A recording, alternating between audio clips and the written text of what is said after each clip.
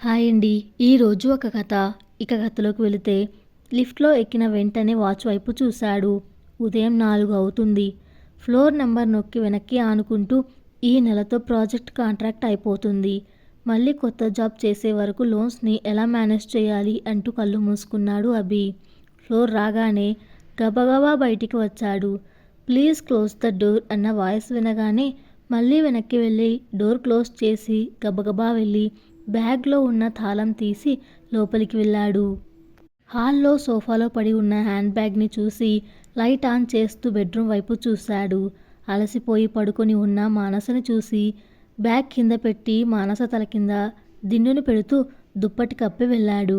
కిచెన్లో అస్తవ్యస్తంగా పడి ఉన్న గిన్నెలు, గ్యాస్ చుట్టూ చెదిరిన అన్నం కూరలు చూసి గట్టిగా ఊపిరి పీలుస్తూ గిన్నెలో నీళ్లు పోసి స్టవ్ ఆన్ చేసి మొహం కడుక్కొని వచ్చాడు.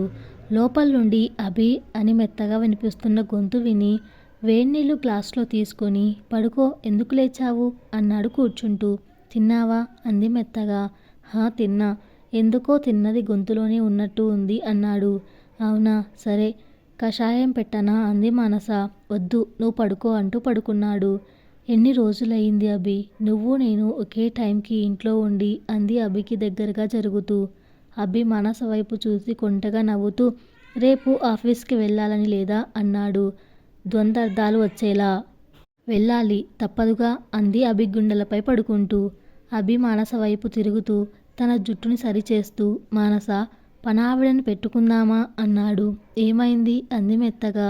ఇల్లంతా చిందరవందరగా ఉంది. ఇష్టపడి కష్టపడి కొనుక్కున్న ఇల్లు ఇలా చూస్తుంటే బాధగా ఉంది అన్నాడు. నాకు టైం కుదరట్లేదు అభి అంది మెల్లగా నిద్రలోకి జారుకుంటూ. నిద్రపోతున్న మానసని చూసి నవ్వుకుంటూ నీకు ఏదైనా నిద్ర తర్వాతే అని దుప్పటి కప్పి పక్కకి తిరిగి పడుకున్నాడు. అభి నిద్ర లేచి టైం చూశాడు. 9 అవుతుంది. చిందరవందరగా పడి ఉన్న దుప్పటిని బెడ్ని సర్ది బయటికి వచ్చాడు. కిచెన్లోకి తొంగి చూశాడు. శుభ్రంగా ఉన్న గిన్నెలని చూసి మానస తిని వెళ్ళిందో లేదో అనుకుంటూ ఫోన్ చేశాడు. చెప్పు అభి అంది మానస. తిన్నావా అన్నాడు. లేదు, అవన్నీ క్లీన్ చేసి వచ్చేలోపు లేట్ అయింది అంది నసుగుతూ. స్విగ్గీలో పెట్టనా అన్నాడు. లేదు, నేనే వెళ్ళి తింటా, నువ్వు మధ్యాహ్నానికి చేసుకుంటావా అంది. నేను లీవ్ పెడుతున్నా, నువ్వు తొందరగా వచ్చేయి అన్నాడు. సరే అంది ఫోన్ కట్ చేస్తూ. అభి బ్రష్ చేసుకుని పాలు వేడి చేసి ఫ్లెక్స్ కలుపుకొని తిని ఇంట్లో అల్లుకుపోయిన బూజు దులిపి కిటికీ మొదలుపెట్టి బయట బాల్కనీ గ్రిల్స్ వరకు తడి బట్టతో తుడుస్తూ వచ్చాడు. ఇల్లంతా మాప్ పెట్టి కూర్చున్నాడు. మధ్యాహ్నానికి వంట చేయడానికి ఫ్రిడ్జ్లో చేయి పెట్టాడు. చిందరవందరగా చెదిరిన కూరలు, కుళ్ళిన టమోటాలు, కొత్తిమీర, కరివేపాకులు అన్నీ బయటికి తీసి క్లీన్ చేసి సర్దసాగాడు. టైం చూస్తే 3 గంటలు అయ్యింది. ఇవాళ వంట చేసినట్టే తిన్నట్టే అనుకుంటూ స్విగ్గీలో ఆర్డర్ పెట్టి మిగిలినవి క్లీన్ చేసి బట్టలు వాషింగ్ మిషన్లో వేశాడు. ఆర్డర్ రాగానే తిని బట్టలు ఆరవేసి సోఫాలో పడుకున్నాడు. నిద్ర ముంచుకొచ్చింది. అలా నిద్రలోకి జారుకున్నాడు. కాలింగ్ బెల్ మోగేసరికి మానసేమో అని తలుపు తెరచాడు. వాచ్మెన్ని చూసి నిట్టూరుస్తూ చెప్పండి అన్నాడు. గిన్నెలు కడగడానికి తడిబెట్ట పెట్టడానికి పనావిడని అడిగారు కదండి, మా ఆవిడ ఉంది, పంపనా అన్నాడు. సరే, వచ్చే వారం నుండి పంపండి. మానస వచ్చాక ఒకసారి ఆవిడని కలిసి మాట్లాడమనండి అన్నాడు అభి. లోపలికి వెళ్ళి టైం చూశాడు. 6:15 గంటలు కావస్తుంది. కిచెన్లోకి వెళ్ళి పప్పు ప్రెషర్ కుక్కర్లో పెట్టి ఫ్రిడ్జ్లోని సోరకాయ తీసుకొని పైన తొక్క తీసి ముక్కలుగా కట్ చేయసాగాడు. పప్పు ఉడకగానే పోపులు వేసి తిరగమాత వేసి గిన్నెల్లోకి మార్చి డైనింగ్ టేబుల్ మీద పెట్టాడు. ఫ్రిడ్జ్లో పెరుగు మజ్జిగలా చిలికి సోరకాయ ముక్కలు వేసి మజ్జిగ పులుసు చేశాడు. రైస్ కుక్కర్లో రైస్ పెట్టి ఊరి నిండు తెచ్చిన 4 మజ్జిగ మిరపకాయలు, కాసన్ని వడియాలు వేయించి డబ్బాలో వేసి డైనింగ్ టేబుల్ దగ్గర పెట్టి కిచెన్ని శుభ్రం చేసి స్నానానికి వెళ్ళాడు. స్నానమయ్యాక టీవీ ఆన్ చేసి చూస్తూ ఉన్నాడు. మధ్య మధ్యలో టైం చూస్తూ ఉన్నాడు. 7 అయ్యింది. మానసకి ఫోన్ చేశాడు. స్టార్ట్ అయ్యాను అంది ఫోన్ పెట్టేస్తూ. మళ్ళీ కాసేపటికి టైం చూశాడు. 8 అవుతుంది. ఫోన్ చేశాడు. క్యాబ్లో ఉన్న అభి. ఇంకో 15 గంట అంది మెల్లగా.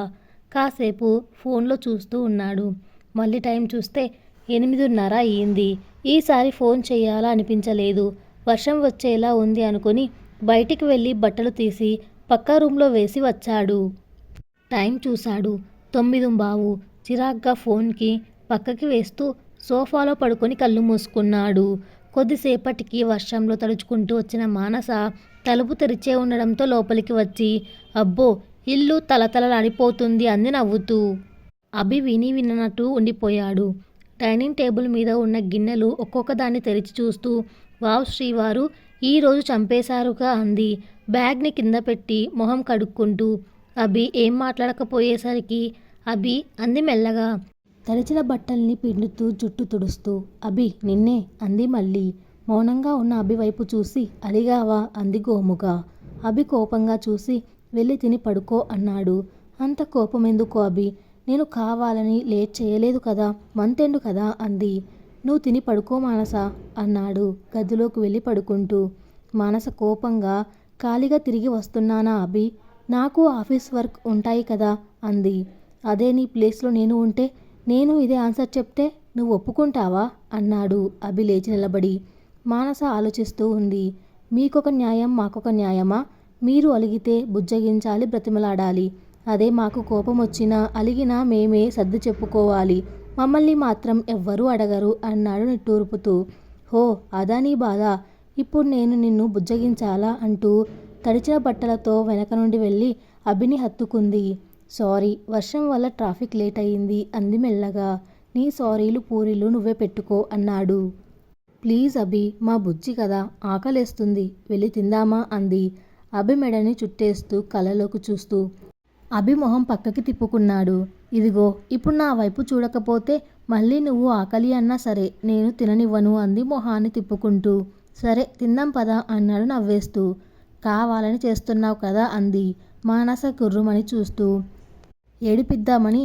ఒక్కరోజుకే అలా అంటే మన పెళ్ళైన కొత్తలో ఎన్నిసార్లు నేనిలా బ్రతిమలాడుంటా. నువ్వెంత బెట్టు చేసేదానివి అన్నాడు ఆట పట్టిస్తూ. సరే నేను డ్రెస్ మార్చుకొని వస్తా అంది. లోపలికి వెళ్ళి మార్చుకొని వచ్చింది. అప్పుడు బాగుండేది కదా అంది కూర్చుంటూ. అవును, ఎంత బాగుండేది, ఎంత హ్యాపీగా ఉన్నాము. ఇవన్నీ లేవు. కింద కూర్చుని తినేవాళ్ళం. ఒక్క ఇండక్షన్ స్టవ్ మీద 4 గిన్నెల్లో వండుకొని తినేవాళ్ళం. అయినా ప్రశాంతంగా ఉండేది అన్నాడు తింటూ. అవును, ఆ రోజులు మళ్ళీ రావా అనిపిస్తుంది. పడుకోవడానికి పరుపు కూడా లేదు. కింద పడుకునే వాళ్ళం కదా. చిన్న ఇంట్లో ఉన్న వాటితో సర్దుకుపోయే వాళ్ళం అంది మానస. అవసరాలు పెరిగితే అంతే అన్నాడు అభి. ఇప్పుడు అస్సలు టైం ఉండట్లేదు. మనిద్దరం ఇలా ఇంట్లో చేసుకొని కలిసి తిని ఎన్ని రోజులు అవుతుంది? సండే అయితే ఇల్లు సర్దుకోవడానికి సరిపోతుంది అంది నిట్టూరుస్తూ. వాచ్మెన్ వైఫ్ వస్తుంది మండే నుండి అన్నాడు. ఎందుకులే అభి అంది మానస. నీకు ఇబ్బంది అవుతుంది కదా. ఈ నైట్ షిఫ్ట్స్ వల్ల నేను నీకు హెల్ప్ చేయలేకపోతున్నా. కాస్త మనకి బర్డెన్ తగ్గుతుంది అన్నాడు. ఈ కార్ లోన్ అయిపోతే వేరే జాబ్ చూసుకుంటా అంది. వర్క్ కష్టంగా ఉందా అన్నాడు మానస వైపు చూసి. మన ఇద్దరి శాలరీ దాదాపు ఈఎంఐలకే సరిపోతుంది. ఇవన్నీ తీరే వరకు తప్పదు అంది మానస. అవును, ఫ్లాట్ కొన్నప్పటి నుండి మనకి ఇంకా బర్డెన్ ఎక్కువ అవుతూ ఉంది అన్నాడు దిగులుగా. మనకంటూ కొన్ని ఇప్పుడే సంపాదించుకోవాలి. మళ్ళీ పిల్లలు, వాళ్ళ చదువులు అంటే అప్పుడు ఇంకా కష్టం అంది మానస. నాతో పాటు నిన్ను కష్టపెడుతున్నా అన్నాడు అభి. అలా అంటావేంటి అభి? మనకి అన్నప్పుడు ఇద్దరు కష్టపడాలి కదా. ఒకప్పుడు అద్దె ఇంట్లో ఉన్నాము, ఇప్పుడు ఫ్లాట్ కొనుక్కున్నాము. మనకంటూ కొన్ని ఆశలు ఉంటాయి కదా అంది మానస. నిజమే, కానీ ఇలా నీకు నాకు మధ్య ఈ దూరం ఏదో వెలితిగా ఉంది. నేనొచ్చేలోపు నువ్వు నిద్రపోతుంటావు, నువ్వు వెళ్ళే టైంకి నేను నిద్రపోతుంటా. కలిసి మనం మాట్లాడుకొని కలిసి భోజనం చేసి ఎన్ని రోజులు అవుతుంది అన్నాడు. అంతా కొన్ని రోజులే అంది మానస చెయ్యి కడుక్కుంటూ. ఎలా ఉంది ఫుడ్ అన్నాడు. బాగుంది, నోటికి రుచిగా చాలా రోజుల తర్వాత.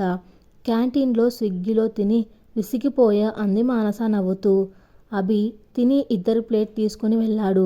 నేను క్లీన్ చేస్తా అంది మానస. అప్పుడప్పుడు హెల్ప్ చెయ్యని అమ్మా అన్నాడు అభి కడుగుతూ. ఇద్దరు తిని హాల్లో కూర్చున్నారు. మానస అభి వైపు చూసి రోజు ఇలా ఉంటే ఎంత బాగుంటుంది అంది. అప్పుడు బ్యాంక్ మేనేజర్ మన ఇంట్లో ఉంటాడు, నువ్వు నేను ఊర్లో ఉంటాము అన్నాడు. ఒక్కోసారి అనిపిస్తుంది అన్నీ వదిలేసి ఈ ఇల్లు, కార్లు, అప్పులు, సొప్పులు వదిలేసి హిమాలయాలకి వెళ్ళాలని. తినడానికి తిండి, కట్టుకోవడానికి బట్టలు, ఇలా పడుకుంటే అలా పట్టేసే నిద్ర అంది మానస. నీకు అలవాటేగా ఇలా పడుకుంటే అలా నిద్రపోవడం అన్నాడు వెక్కిరిస్తూ. అలసిపోతున్నా, నాకే తెలియకుండా నిద్రొస్తుంది అంది బుంగమూతితో. నాకు ఆ నిద్ర కూడా రావట్లేదు. ఈ ప్రాజెక్ట్ అయిపోతే ఏం చెయ్యాలి? ఈ లోన్స్ తలుచుకుంటేనే నిద్రలో కూడా భయమేస్తుంది. అనవసరంగా తొందరపడ్డానేమో అనిపిస్తుంది అన్నాడు దిగులుగా. జరిగేది జరుగుతుంది. ఎందుకు ఇప్పటి నుండే కంగారు పడడం అంది మానస. ఏమో, నెల ఆఖరు అంటే చీటీలు, ఇంటి ఖర్చులు, అమ్మ వాళ్ళకి ఇవ్వాల్సినవి గుర్తొస్తాయి అన్నాడు. సర్దుకుపోదాం పదండి అంది మానస నవ్విస్తూ. ఎంత మిగిల్చినా, ఎన్ని అవర్స్ చూసుకున్నా ఖర్చులు పెరుగుతూనే ఉన్నాయి అన్నాడు. నచ్చినవన్నీ మరి ఖర్చు పెంచేవే అంది ఉడికిస్తూ. నచ్చినట్టు బతకాలి అనుకుంటే మరి భరించాలి అన్నాడు నిట్టూర్పుతో. ఏదో కాస్త రెస్ట్ దొరికింది. హ్యాపీగా ఉండొచ్చు కదా అభి అంది పక్కన జరిగి కూర్చుంటూ. అర్థమైంది అన్నాడు నడుం మీద గిల్లుతూ. ఏ మాకు ఫీలింగ్స్ ఉందావా అంది తిరిగి గిచ్చుతూ. మరి బయటపడరుగా, బెట్టు చేస్తారు అన్నాడు ఉడికిస్తూ. నేనలా కాదబ్బా, ఏదున్నా ఓపెన్గా చెప్పేస్తా. నా మీద నీకెంత హక్కు ఉందో నీ మీద నాకు అంతే హక్కు ఉంటుంది. ఈక్వల్ ఈక్వల్ అంది నవ్వుతూ. నిన్న నైట్ నన్ను రెచ్చగొట్టి నిద్రపోయావు అన్నాడు కొంటెగా కన్నెగరేస్తూ. ఎన్నిసార్లు మెలుకోవడానికి ట్రై చేశా, నిద్రొస్తుంది అభి, నీకు తెలుసుగా నా గురించి అంది బుంగమూతితో. అందుకే నేను పడుకుండిపోయా అన్నాడు. నాకు అయితే మార్నింగ్ నిన్ను అలా క్యూట్గా చూస్తే ముద్దు పెట్టుకోవాలి అనిపిస్తుంది. కానీ నిన్ను డిస్టర్బ్ చేయలేక వెళ్ళిపోతా అంది బాధగా. ఇప్పుడు ఉన్నాగా పక్కనే అన్నాడు ముందుకు జరుగుతూ. అప్పుడు అనిపిస్తుంది, ఇప్పుడు కాదు అంది దూరంగా తోస్తూ. నాకు అలానే అనిపిస్తుంది. మన టైమింగ్స్ మనకి సెట్ అవ్వట్లేదు. ఏదో నువ్వు కాస్త అందరిలా లేదు కాబట్టి నా బతుకు కాస్త బాగుంది. లేకుంటే బతుకు చెక్కా బండిలో ఉండేవాళ్ళం అన్నాడు నవ్వుతూ. చాలే, పులిహోర కలిపింది. నువ్వు పెళ్ళికి ముందు అస్సలు ఎలా ఫ్లడ్ చేసేవాడివని అంది నవ్వుతూ. అప్పుడు నిన్ను ఇంప్రెస్ చేయాలి కదా అన్నాడు నవ్వుతూ. మరి ఇప్పుడు అంది. ఇప్పుడెందుకు ఇంప్రెస్ చేయాలి? నువ్వు నా పెళ్ళాం కదా అన్నాడు. అంటే పెళ్ళాం అయితే ఇంప్రెస్ చెయ్యవా అంది. మరి నువ్వు ముందులా ఉన్నావా? పెళ్ళైన కొత్తలో రోజు నా కోసమే తయారయ్యేదానివి. ఇప్పుడు చూడు, ఇంకో నలుగురు సరిపోతారు ఇందులో. ఇలా వేసుకొని చిన్న సైజ్ పాండాలా నిద్రపోతావు అన్నాడు. అప్పుడు నువ్వు కొత్త మొగుడు అంది నవ్వుతూ. మరి నువ్వు కూడా అప్పుడు కొత్త పెళ్ళానివి అన్నాడు ఉడికిస్తూ. సరేలే అంది సోఫాలో పడుకొని అభి ఒడిలో కాలు పెట్టుకుంటూ. అభి పాదాలని ఒత్తుతూ ఉన్నాడు. ఇప్పుడు అత్తమ్మ చూడాలి, ఇల్లు పీకి పందిరేస్తుంది అంది వెక్కిరిస్తూ. వాళ్ళు ఆ కాలం వాళ్ళు, వాళ్ళ ఆలోచనలు అలా ఉంటాయి. అయినా శ్రీకృష్ణుడే సత్యభామ కాళ్ళు పట్టుకున్నాడట. నేనెంత చెప్పు అన్నాడు. నువ్వు సరిగ్గా చదివావా? ఏ స్కూల్ అయ్యా మీది? ఆయన పట్టుకోలేదు. అలిగిన సత్యభామ పాదాల దగ్గర కూర్చుంటే అనుకోకుండా తలిగింది అంతే అంది గుచ్చి మరీ చెప్తూ. ఇవన్నీ బాగానే గుర్తు పెట్టుకుంటావు అన్నాడు పాదాలు ఒత్తుతూ. చాలు అంది లేచి కూర్చుంటూ. టైం చూసి 11 అవుతుంది, పడుకుందామా అంది మానస. పడుకుందామా లేక లెట్స్ స్టార్ట్ ద గేమ్ అన్నాడు మానసని ఎత్తుకుంటూ. అభి మెడని చేతులతో చుట్టేసి పట్టుకుంది మానస. మానసాని బెడ్ మీద పడుకోబెట్టి నడుం మీద తల ఆంచి పడుకున్నాడు అభి. ఏమైంది అంది మానస సాగదీస్తూ. రోజు నువ్వు మెలకువతో ఉంటే బాగున్ను అనుకుంటూ వస్తా, కానీ నువ్వు మంచి నిద్రలో ఉంటావు. ఈరోజు అన్నీ సరిగ్గా కుదిరినా ఆ ఫీల్ లేదు అన్నాడు అభి బాధగా. అభి దగ్గరగా జరిగి పడుకుంటూ, నిజంగా నాకు అలానే అనిపిస్తుంది అభి. ఏ ఫీల్ రావట్లేదు. ముందంతా అన్నీ ఒక ప్లాన్లో జరిగిపోయేవి. ఇప్పుడు మన మధ్య ప్రేమ ఉంది కానీ ఇలాంటి వాటికి కూడా ప్లాన్ చేసుకొని అంటే ఏదో డిసప్పాయింట్గా ఉంది అంది మానస. అవును అన్నాడు మానసని చూస్తూ. అందరూ బయటకు చెప్పుకోవడానికి సిగ్గుపడతారు, కానీ ఇలా గ్యాప్ ఉంటే మన మధ్య దూరం ఉన్నట్టు అనిపిస్తుంది అన్నాడు అభి.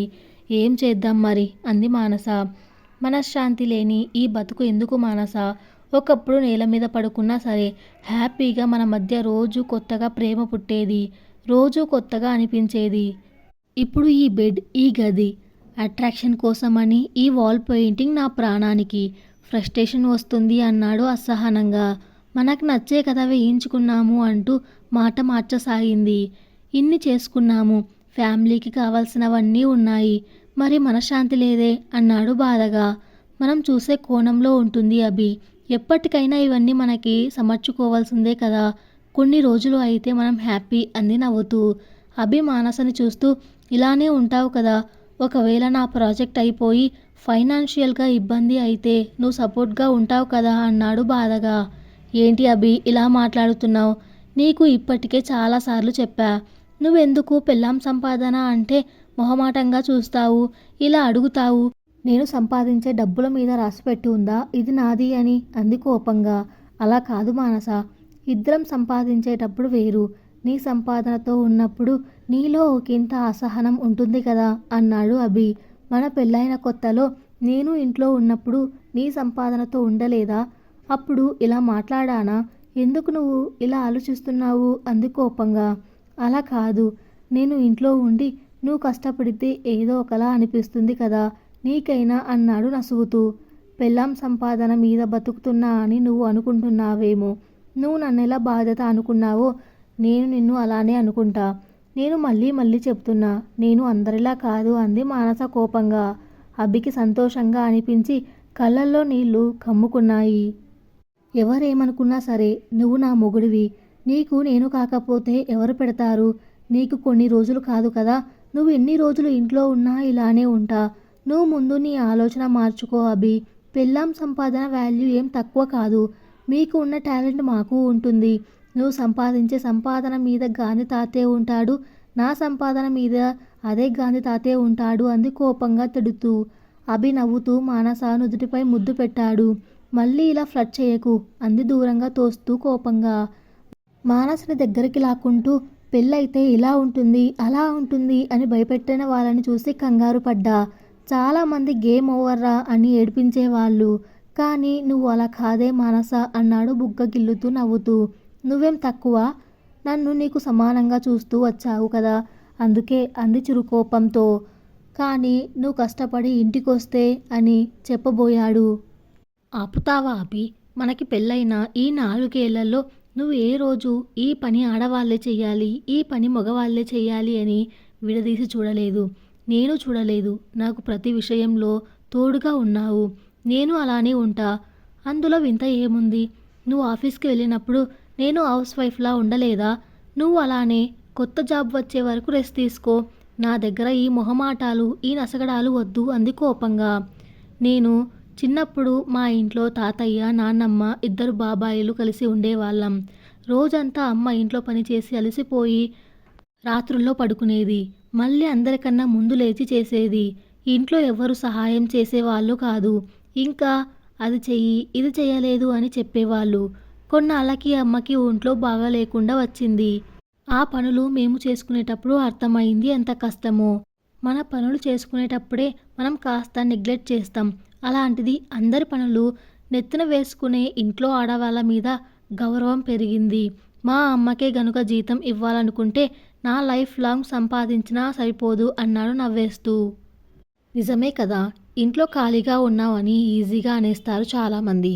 కానీ కొన్నిసార్లు అనిపిస్తుంది, ఆఫీస్లో 8 గంటలు పనిచేస్తే ఇంట్లో 24/7 చేయాలి. ఎంత కష్టం అయినప్పటికీ వాళ్ళని గుర్తించారు.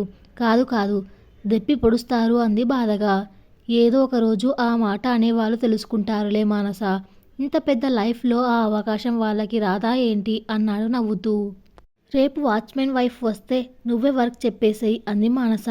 వద్దులే మానస, నేను ఎలాగూ ఖాళీ కదా, ఇంట్లో పని చూసుకుంటాలే అన్నాడు. వద్దులే అభి, నువ్వు కొన్ని రోజులు రెస్ట్ తీసుకో అంది మానస. ఇల్లు నచ్చి కొన్నప్పుడు ఇంటి పనులు నచ్చవా ఏంటి? నేను చూసుకుంటా అన్నాడు నవ్వుతూ. సరే అంది కళ్ళు మూసుకుంటూ. ఇప్పుడు కాస్త మనశ్శాంతిగా ఉంది మానస అన్నాడు బాధగా. ఏంటి అభి నువ్వు, ఇది జస్ట్ ఒక జాబ్, మళ్ళీ దానికోసం ఏదేదో మాట్లాడుతున్నావు. ఎందుకైనా నన్ను తొందరగా రమ్మన్నావు అంది విసుక్కుంటూ. సారీ అన్నాడు హత్తుకొట్టు కళ్ళు మూస్తూ. రోజులాగా నిద్రలేచేసరికి మానస పక్కన లేదు. అభి యథావిధిగా పనులు చేసుకుని కిచెన్లో ఉన్నాడు. సాయంత్రానికి మానస వచ్చింది. ఏంటి తొందరగా వచ్చేసావు అన్నాడు అభి చూస్తూ. నీకోసమే అంది కవ్విస్తూ నవ్వుతూ. ఏం చేశావు డిన్నర్ అంటూ వెనక నుండి హత్తుకుంది. ఏంటి మేడం ఇవాళ స్పీడ్ మీదున్నావు అన్నాడు ఎత్తుకొని గ్యాస్ బండ పక్కన కూర్చోబెడుతూ. అభి మొహాన్ని అరచేతుల్లోకి తీసుకొని కళ్ళల్లోకి సూటిగా చూస్తూ ఉంది. ఏమైంది అన్నాడు నవ్వుతూ. ఆకలేస్తుంది అంది నవ్వుతూ. నీకోసం గోంగూర చికెన్ చేశా అన్నాడు చూపిస్తూ. అదరగొడుతున్నావయ్యా అభి అంది వాసన చూస్తూ. సరే ఫ్రెష్ అయ్యి వచ్చేస్తా అంటూ వెళ్ళింది. కాసేపటికి light purple colour jacket sari, అక్కడక్కడ చిన్న తణుకులు మెరుస్తూ ఉన్నాయి లైటింగ్కి. కడిగిన మొహం ఆల్చిప్పాల నుంచి బయటపడ్డ ముత్యంలా ఉంది. బిగించిన జుట్టుని గాలికి వదిలేస్తూ నడుస్తూ వచ్చింది మానస. అభి అలా చూస్తూ ఉన్నాడు. తిందామా అంది కవ్విస్తూ చూస్తూ. ఏంటే మానస, ఇలా నిన్ను ముందు పెట్టుకొని ఎలా తింటానే అన్నాడు దగ్గరికి జరుగుతూ చేతులతో బంధిస్తూ. అభి చేతుల మధ్యలో నుండి తప్పించుకొని పరిగెత్తసాగింది. పట్టుకోవడానికి అభి వెనక పరిగెత్తాడు. చీర కుచ్చిళ్ళని పట్టుకొని పరిగెడుతున్న మానసాని ఒడిసి పట్టుకొని గదిలోకి ఎత్తుకొని వెళ్ళాడు. ఇద్దరి ఉచ్ఛ్వాస నిశ్వాసలు గట్టిగా వినిపిస్తున్నాయి. అభి నవ్వుతూ మానస ఆదరాలపై ప్రేమ వర్షాన్ని కురిపించాడు. కౌగిలిలో ఒదిగిన మానస తనువు అభి చేతిలో శృంగార గీతాన్ని మీటుతున్న వీణలా మారింది. మరుసటి రోజు రోజులాగే మానస ఆఫీస్కి వెళ్ళింది. అభి రోజులాగే ఇంట్లో పనులు చక్కదిద్ది తన పనులు తాను చేసుకోసాగాడు. 2 నెలలు గడిచాయి. అభికి వేరే కంపెనీలో ఉద్యోగం వచ్చింది. మానస, టైం అవుతుంది పద, నిన్ను ఆఫీస్లో డ్రాప్ చేసి నేను అలానే వెళ్తా అన్నాడు కార్ కీస్ అందుకుంటూ. వచ్చేసా అంటూ పరిగెడుతూ వచ్చి మానస అభి పక్కన నడవసాగింది. సమాప్తం. Thanks for listening.